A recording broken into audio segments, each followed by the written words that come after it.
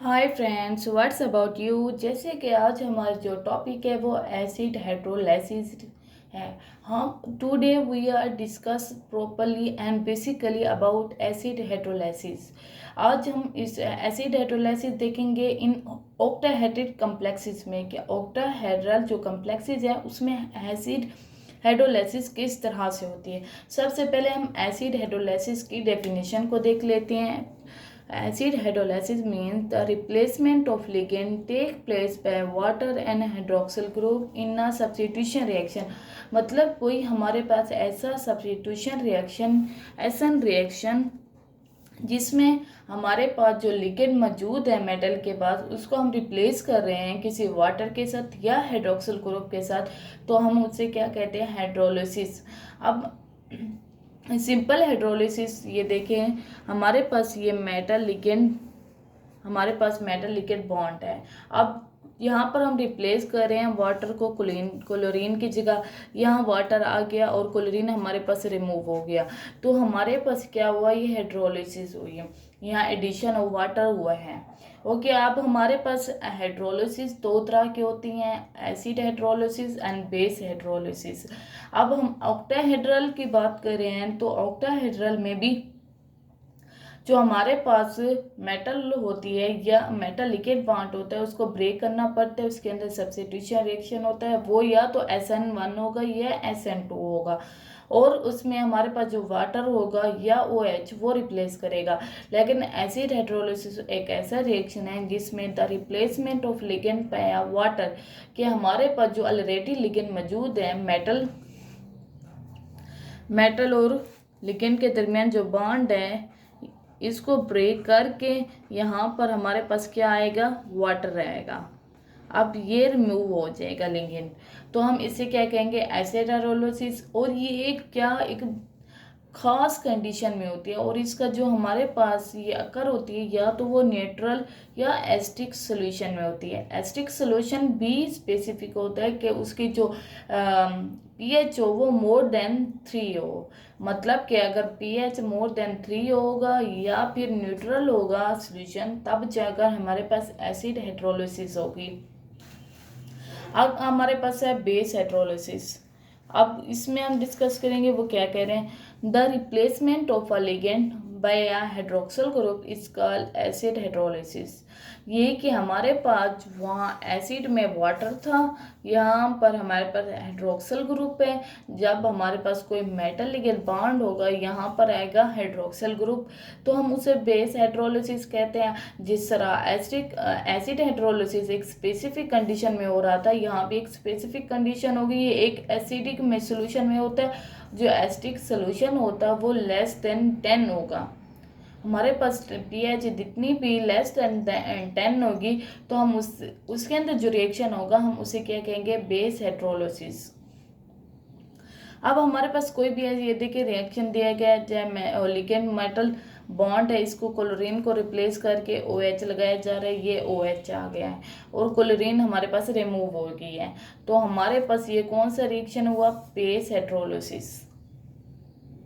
जो आज का हमारा मेन टॉपिक है वो है हमारे पास एसिड हाइड्रोलिसिस। हम अपने मेन टॉपिक की तरफ आते हैं और उसको हम डिटेल से डिस्कस करते हैं। वो हमने थोड़ा इंट्रो लिया था एसिड और बेस हाइड्रोलिसिस का।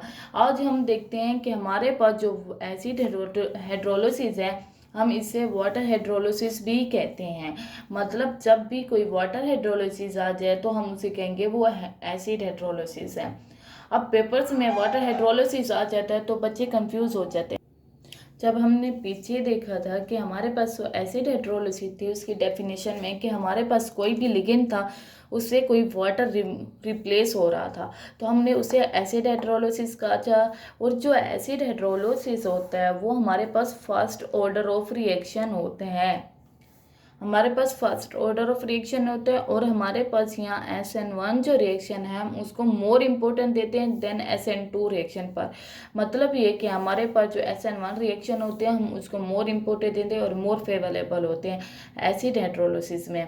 अब हम देखते हैं कि rate law does not tell us about water is involve in the rate determining step. अब हम जब हम इसे कहेंगे कि एसिड हाइड्रोलिसिस SN1 रिएक्शन के थ्रू हुआ है, तो हमें जो ये रिएक्शन है ये क्लियरली नहीं बताता कि हमारे पास जो SN1 रिएक्शन है कि हमारे पास जो वाटर था वो रेट डिटरमाइनिंग यानी RDS में इन्वॉल्व था कि नहीं था। अगर वाटर इन्वॉल्व होता है स्लो स्टेप में तो हमें रेट डिटरमाइनिंग स्टेप में वो क्लियरली नहीं बताएगा। तो यहाँ हम कंफ्यूज हैं कि SN1 रिएक्शन या SN2, लेकिन मोर फेवरेबल हमारे लिए SN1 रिएक्शन है। अब देखिए हमारे पास कोई भी ये देखें कम्प्लेक्स है, उसके जो लिगेंड है उसको हम रिप्लेस कर रहे हैं वाटर के साथ, तो हम इसी क्या कहेंगे वाटर हाइड्रोलिसिस या एसिड हाइड्रोलिसिस। अब कुछ फैक्टर्स हैं जो हमारे पास एसिड हाइड्रोलिसिस या वाटर हाइड्रोलिसिस पर इफेक्ट करते हैं, वो कुछ ये हैं। Effect of charge on complexes, ये कि हमारे पास ये फैक्टर हैं जो इफेक्ट कर रहे हैं एसिड हाइड्रोलिसिस पर।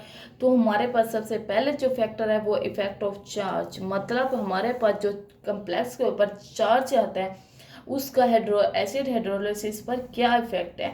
तो हम यहाँ वहीं डिस्कस करेंगे कि हमारे पास जो चार्ज है कम्प्लेक्स के ऊपर वो क्या इनेर्टनेस को इंक्रीज कर रहा है या लिबाइल को इंक्रीज कर रहा है। ये हमारे पास देखिए the rate of reaction decrease with the increasing of positive charge on the complex, मतलब जितने हमारे पास कम्प्लेक्स के ऊपर पॉजिटिव चार्ज बढ़ते जाएंगे तो रेट ऑफ रिएक्शन डिक्रीज हो जाएगा, यानी जो हमारा रिएक्शन है वो डिक्रीज होता जाएगा। और मोनोवेलेट मतलब एक पॉजिटिव चार्ज ओनली, और जब is a higher rate of reaction than divalent mean दो पॉजिटिव चार्ज। कि हमारे पास जो मोनोवेलेंट, ये भी देखा गया कि हमारे पास जो मोनोवेलेंट है उनकी जो रेट ऑफ रिएक्शन है वो हायर है डाइवेलेंट से, यानी चार्ज के इंक्रीज करने से हमारा जो रेट ऑफ रिएक्शन है वो क्या हो रहा है, वो डिक्रीज हो रहा है। अब हमारे पास कुछ ये एग्जांपल है, ये देखें यहाँ पर +1 चार्ज है और यहाँ पर क्लोरीन इजीली रिमूव कर रहा है इसे, तो यहाँ पर रेट ऑफ रिएक्शन कौन सा है, अबोव 150, मतलब ये रेट ऑफ रिएक्शन बहुत ज़्यादा हाई है, ये फास्टर रिएक्शन है, मतलब जल्दी जल्दी ये रिएक्शन हो रहा है। जबकि हम जब इसकी बात करते हैं तो यहाँ पर भी सेम ऐसे ही हमारे पास क्लोरीन 2 यहाँ, लेकिन पॉजिटिव चार्ज कितने आ गए, 2 हो गए। तो यहाँ हम बात करते हैं कि हमारे पास रेट ऑफ रिएक्शन डिक्रीज हो गया, यानी जो हमारे पास जितने ज़्यादा पॉजिटिव चार्ज यहाँ एक था तो यहाँ 2 थे, इसलिए इसका रेट ऑफ रिएक्शन डिक्रीज हो गया। आप जब जितने भी पॉजिटिव चार्ज इंक्रीज करते जाएंगे कम्प्लेक्सेस पर तो उसका रेट ऑफ रिएक्शन डिक्रीज होगा। अब दूसरा फैक्टर पढ़ते हैं इफेक्ट ऑफ चिलेशन मतलब एडिशन ऑफ चिलेट्स। अब चिलेशन की बात हो रही थी, ये देखें यहाँ पर भी +2 यहाँ भी +2 चार्ज है, लेकिन यहाँ जो फर्क आ रहा है ये अमोनिया 5 यहाँ पर चिलेशन पे आ रहा है, यहाँ पर बल्कि ग्रुप मौजूद है, कोई चिलेटिंग एजेंट मौजूद है जो क्या बना रहा है, चिलेट रिंग बना रहे हैं। यहाँ पर हमारे पास चिलेट रिंग बनती है जिसके वजह से रेट ऑफ रिएक्शन क्या हो जाता है, डिक्रीज हो जाता है, यहाँ रेट ऑफ रिएक्शन इंक्रीज।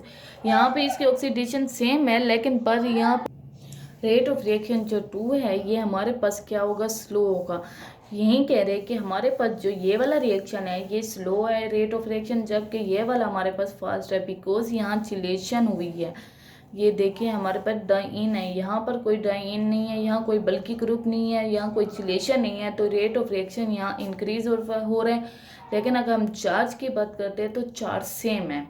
अगर हम if chelation increase then rate of reaction decrease, जितने ज़्यादा चिलेशन इंक्रीज करते जाएंगे जो रेट ऑफ रिएक्शन होगा वो हमेशा डिक्रीज होता जाएगा। रेट ऑफ रिएक्शन डिक्रीज होता जाएगा। द चिलेशन इंक्रीज बल्कि group so that attacking group are required time for attachment. अगर हमारे पास चिलेशन का मतलब ये है कि हमारे पास जो कम्प्लेक्स है उसके अंदर कोई बल्कि ग्रुप या कोई रिंग मौजूद है, चिलेटिंग रिंग मौजूद है, जिसकी वजह से आने वाला जो लिगेंड है वो अटैक सही तरीके मेटल के ऊपर नहीं कर सकता और उसको टाइम ही नहीं, यानी उसको जगह ही नहीं मिलती कि वो मेटल के ऊपर अटैक करे, तो जिसकी वजह से उसको बहुत ज़्यादा टाइम लग जाता है और उसका रेट ऑफ रिएक्शन क्या होगा, वो स्लो हो जाएगा। अगर हम बात करते हैं इस तरह से इफेक्ट ऑफ लिविंग ग्रुप, ये हमारे पास तीसरा इफेक्ट है। इसमें हम देखते हैं कि हमारे पास लिविंग ग्रुप जो है वो किस तरह से इफेक्ट करता है हमारे पास रेट ऑफ रिएक्शन पर।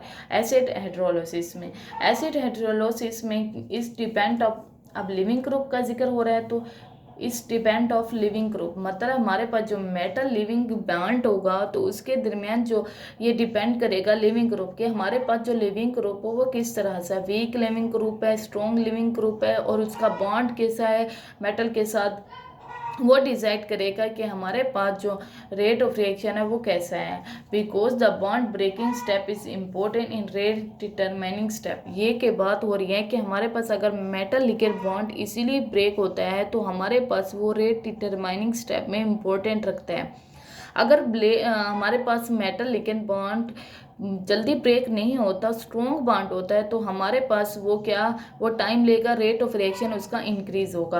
अब हम कुछ एग्जांपल देखते हैं, जैसे कि हमारे पास इसको ये एक बल्कि ग्रुप, ये एक लिविंग ग्रुप है। लिविंग ग्रुप का मतलब हमारे पास ये स्ट्रॉन्ग लिविंग ग्रुप है, फिर ये वीक है।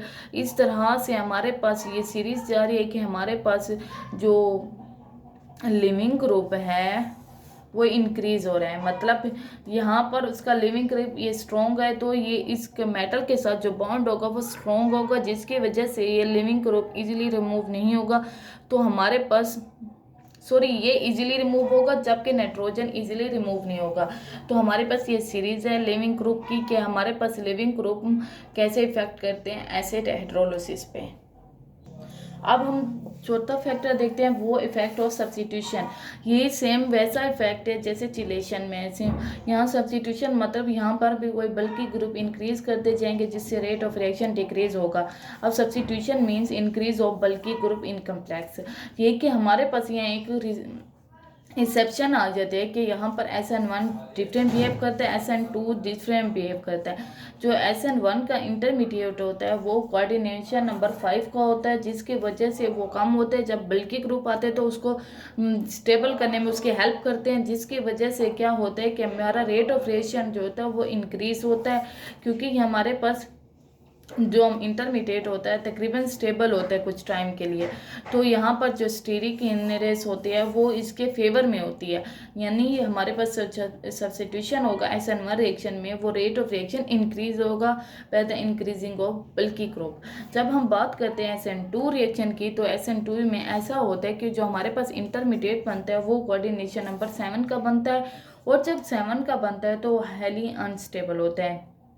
हाँ, अनस्टेबल मतलब उसका जो आने वाला, हाँ उसका ये देखिए हमारे पास एक्स्ट्रा पॉजिटिव चार्ज है। जब आने वाला जो बल्कि ग्रुप है वो ऑलरेडी, जब इस पर पॉजिटिव चार्ज है और बल्कि ग्रुप आएगा तो ये दूसरे को रिपेल करेंगे, क्योंकि ऑलरेडी इसके पास इलेक्ट्रॉन ज़्यादा होंगे। वो बल्कि ग्रुप के इलेक्ट्रॉन कैसे एक्सेप्ट करेंगे, बल्कि उसको रिपेल करेंगे। तो यहाँ पर रेट ऑफ रिएक्शन क्या होगा, डिक्रीज होगा SN2 के केस में। तो this is all about acid hydrolysis. Acid hydrolysis का हमने डिस्कस किया था कि किस तरह से होती है और इस पे कौन से फैक्टर इफेक्ट करते हैं। अब हमारे पास जो नेक्स्ट वीडियो होगी वो बेस हाइड्रोलिसिस पर होगी। तो guys thank you so much for watching. अगर आपको ये वीडियो अच्छी लगी है तो चैनल को सब्सक्राइब, लाइक, कमेंट ज़रूर कीजिएगा। Thank you so much for watching.